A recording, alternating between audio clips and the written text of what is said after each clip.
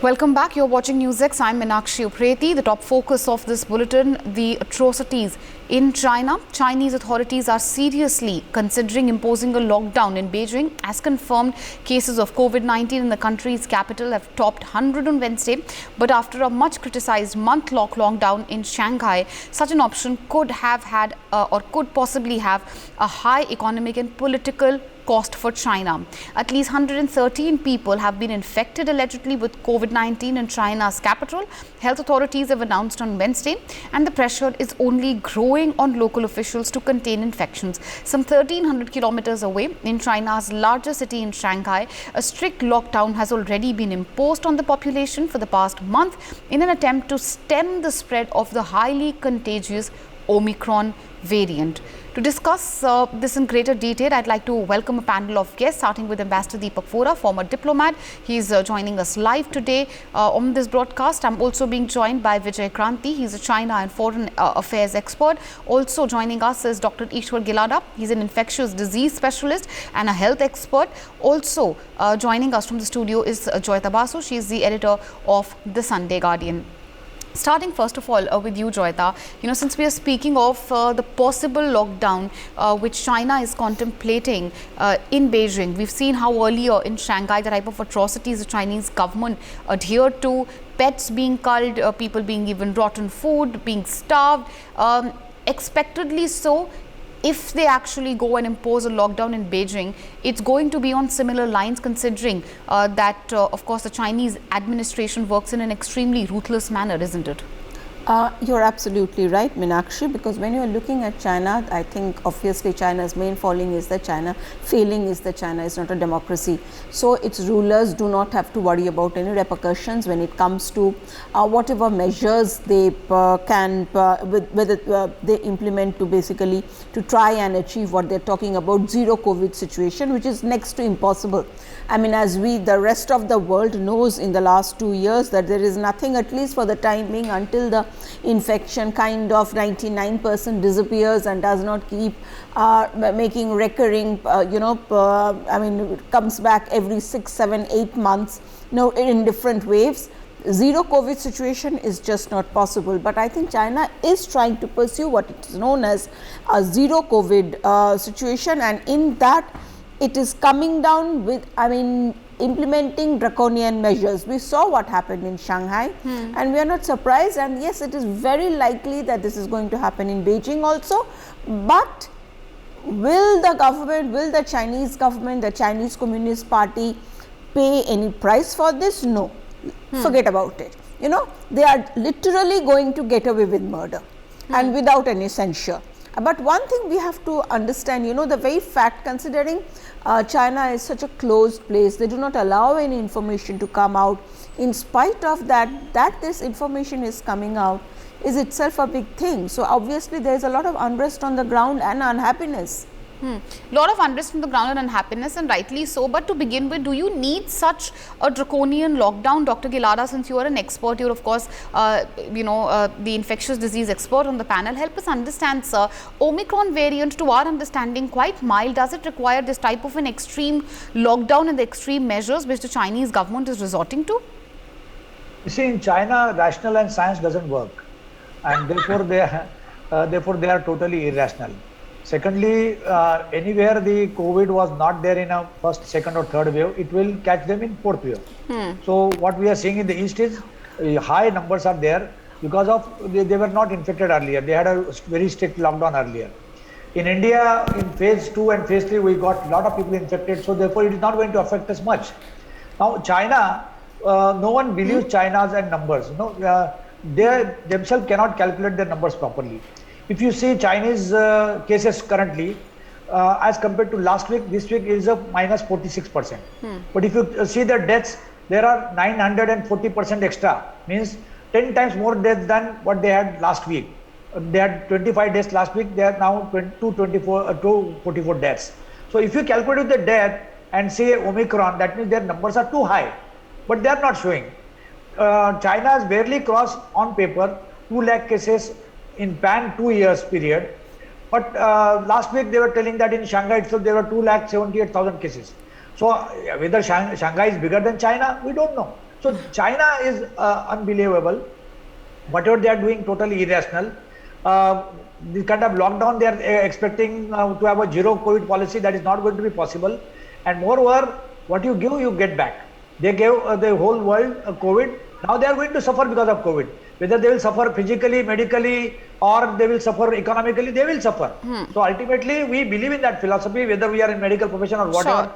You do good, you get good. You don't do So, good, end you of the never day, get good. I get your points. At end of the day, of course, we also don't want to rejoice in any other country, even if it's China suffering. But yes, Yeah. Ambassador You Vora, don't I want to think. build up India based on point somebody taken. else's misery. Yeah. Yes, point taken, sir. But Ambassador Vora, I think Joyita here raised a very pertinent point. China literally getting away with murder. The visuals which had emanated earlier from Shanghai were heart-wrenching, to say the least. But despite of the despite of the fact that there is visual proof of China's brutality, there is a conspicuous silence which has been maintained by the entire world.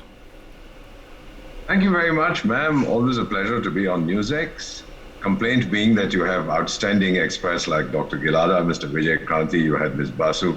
Their expertise and knowledge is far superior to mine, but thank you for letting me learn from what they're saying. Ms. Basu was absolutely right. The Chinese virus has killed millions and infected hundreds of millions worldwide. Yet, Communist China refuses to acknowledge the origin of the virus or to share information. You might recall, Dr. Gilada will remember this, authorities in China's Wuhan province, where the coronavirus first emerged 2 years ago, 2019, end of 2019, spiraled into a pandemic. They are now testing its over 11 million people following the resurgence of cases, just 1 year after they were dancing the Bhangra at a massive fake pool party claiming to have contained the deadly virus. You might recall that. A sense of unease, and I've just this morning been speaking to some friends in Hong Kong. They are there on a business trip. There is a palpable sense of unease now gripping China and anyone coming from there. If a city has cases, the person from that city, anybody, is barred from entering Beijing. Will this help control the virus? Not at all. If at all, it will further damage China's cratering economy, despite official claims that China's GDP growth is surging. Ma'am, today, and I'm sure Mr. Kranti will tell you more, China faces what we call a multiple whammy. There's a food crisis, remember the Clean Plates campaign? There's a water shortage, there's growing income inequality, international isolation, plummeting exports, crashing property sector, failing financial institutions, etc. And now the scourge of heaven called the virus is back with a vengeance. I believe, ma'am, that despite whatever claims they make, China, please forgive the language, it's an American expression, China is up shit creek without a paddle.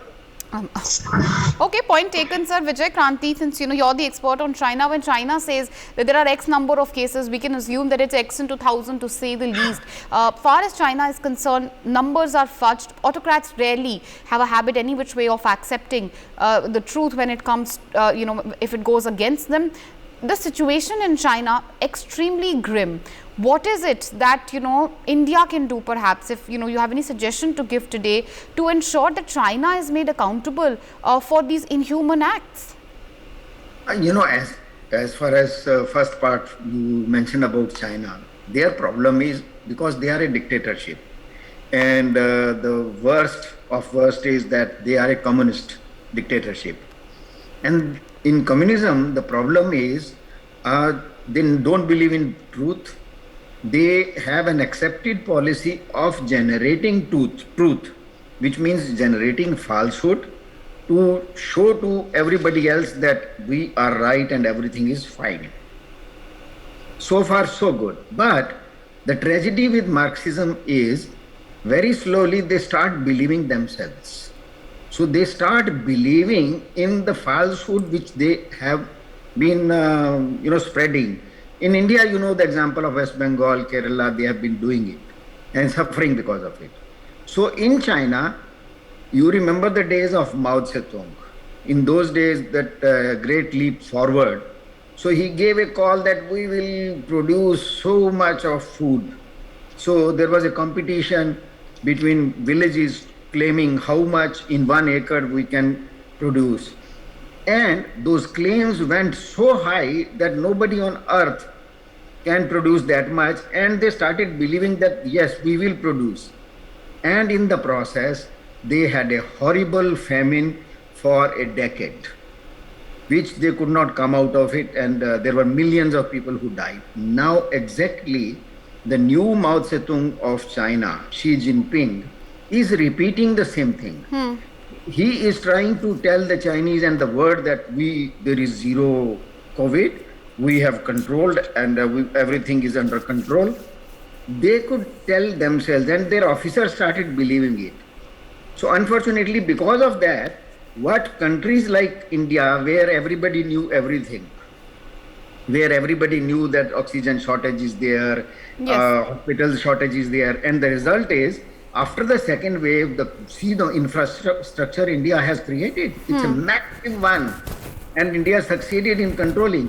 But China, because they believed that everything is fine, so even their own bureaucratic machinery somewhere failed to do what was necessary. And what you are seeing in Shanghai today, or in Beijing and hundreds of other cities where they are just not talking about. So, things are going bad, and point taken, sir, harboring and promoting this sort of science solidarity has only hurt China's interest, isn't it, Joyita? When you look at China's response to coronavirus, how do you respond, or how do you stem a situation when you yourself are in denial? Xi Jinping has been, running a indoctrination factory for the citizens of China, but clearly it is only acting detrimental to China's own interest, isn't it? Well, Megha, when you are when you are looking at China, what happens is, you see, if you remember what happened in 2020, it was around that time, I think there was a Wuhan, there was a lockdown, and there were, I think, 13 cities were locked down, and I think it seems like at that time Xi Jinping thought that why should we suffer alone, let the rest of the world also suffer, and that is how the virus spread across the world. While he stopped domestic travel, he let the virus spread across the world, and the world is still paying a price for that. And the thing is, you see, it is but natural if you do not allow to have a proper probe into the matter about how even if we discount the fact, even if we discount the possibility of this being a lab made virus and that it was spread deliberately, and even if we say that it leaked out of the lab, or wherever it originated from, until and unless you are giving access to the rest of the world to independent observers and researchers, and not the kind of people that WHO sent the last time to find out exactly how this virus originated, you will not find a quote unquote cure, or you will not know how to contain. Obviously, now the situation has gone to such an extent. Obviously, there are now these variants and sub-variants that are coming in. China itself is totally incapable of coping with it. It's not being. But as again I said earlier, that what happens in this case is that China is trying to achieve has a zero COVID policy. Which, if all of us by experience we know that all of us to a large extent will have to learn to live with this COVID. And I'm sure, just to take your thought forward, Dr. Gilada, what do you think of China's zero COVID policy? Possible? No, zero COVID policy is not possible, not only for China, even for any single home. Even if one home decides that in our home we will not allow COVID to come in, that is not possible. So China is a vast country, little bit bigger than India. So actually your earlier question, what can India do? India can do a lot. But first China should apologize to the whole world that inadvertently it happened that virus went from here. And WHO should stop leaning towards China. The WHO should come out very frankly, because there are two missions or commissions, they ended up in third commission. So till today they have not come out with the true story. Now what can India do? Number one, India can give them good vaccine. If you look at Chinese vaccines, Sinovac or Sinopharm, thoroughly use this vaccine. There is a study done in Malaysia which is a little bit pro-China than pro-India.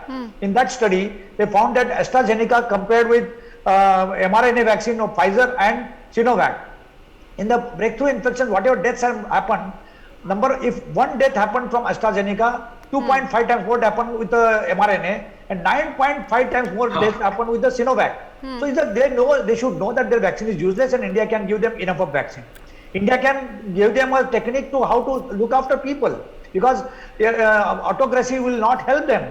Actually, we copied from China jumbo center, thoroughly useless. Now we realize that there is no use of jumbo centers. So I think a lot of things can be taught by Indian to China. We can send our IS Chahal from Mumbai Corporation to China. Oh yes, there are lessons, absolutely sir. There are lessons which China can learn from our handling of COVID. End of the day, we did not forcefully lock down people. We did not. Yes, we did not. Absolutely, we did not lock people in their homes. We did not drag them to government facilities, and of course, such type of atrocities unthinkable far as India is concerned. But Ambassador Vohra, since we are speaking about what India can do, you're the expert as a former diplomat, sir. What do you think? Can India do something to highlight these sort of human rights violations which are taking place in China? Because if we look at India's response also, till now India has been silent on all the atrocities, the human rights violations which are going on in China in the name of controlling COVID.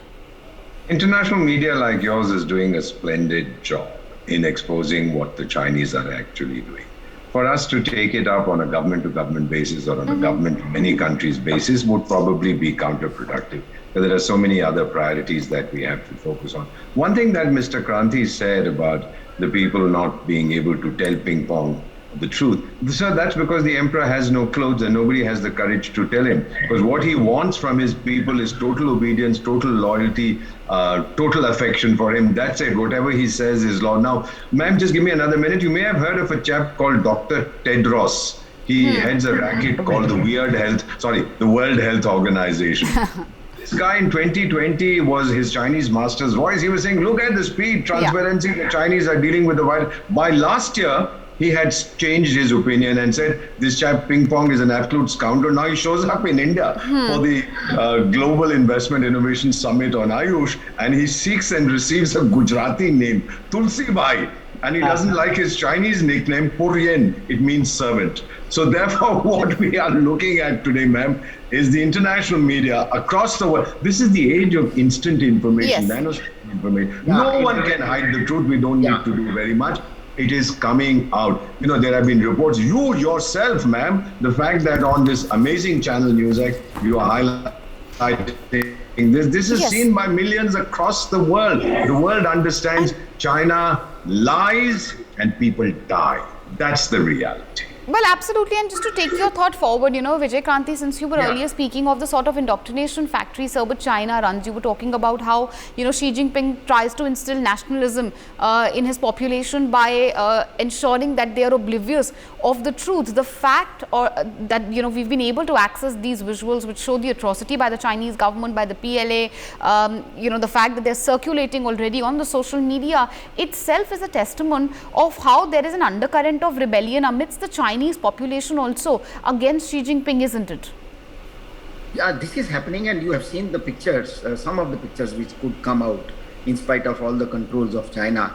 In Shanghai, the way people looted stores, the way people directly fought with the police, this could never happen in China. You could never imagine that a dictatorial China, Marxist China will allow it.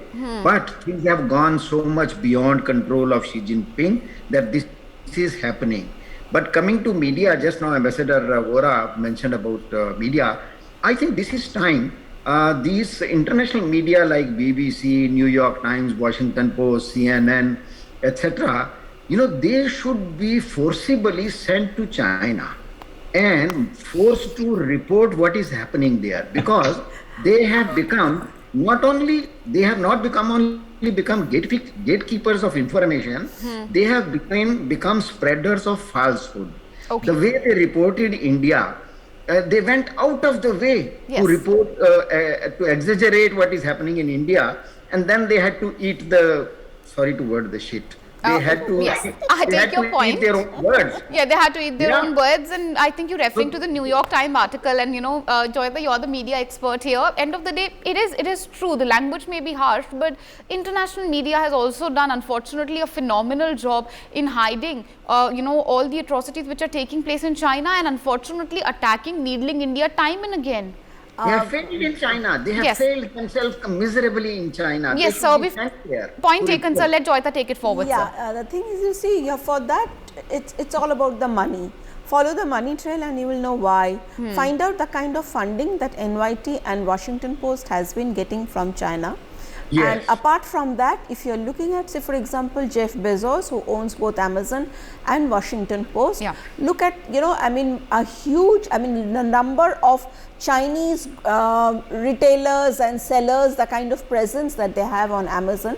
So Jeff Bezos's interests are directly tied with China, and New York Times also. So Western mainstream media, and this is something that China, what we talk about 24/7 war that China is conducting against the world. This political warfare is also a part of it, information warfare is part of it. So China has been very successfully able to penetrate several layers of Western government, Western media, Western establishment, So as a result of which, that is one of the reasons why there is, in spite of all that talk about Mr. Joe Biden and all, when they are talking about climate change, they are bringing China in. Oh, we have to take China on board and ensure that they do something, even though China is building the highest number of coal plants in the world right now. So you see, there is a tendency to kind of turn a blind eye to China, but at the same time, it is what China is now today is largely the US is doing, and of course Japan also has contributed it by allowing it to become a manufacturing warehouse. But here in this case, I would say what we need to watch with interest is about Xi Jinping's future. What happens now, whether he can survive the next party congress that is coming up, whether he is going to be repeated, in spite of being the president for life, what happens now? Well, what happens now, it looks like, when we speak of autocracies, it looks like that he is going to be the ruler till, of course, he is alive. We'll have to really wait and watch what happens on that front. But yes, when we speak of the COVID handling, far as China is concerned, it's extremely atrocious, barbaric to say the least. Adjective falls short to describe what's happening in China. Since we are talking about, as we conclude, about the role of the media, we at NewsX are trying to highlight the truth, the ugly face and truth of China on our screens. Hopefully someone really in the echelons of power is listening, and China eventually, someday at least, will be made accountable for these inhuman acts. On that note, I'd like to thank all the experts. It's a wrap on this bulletin.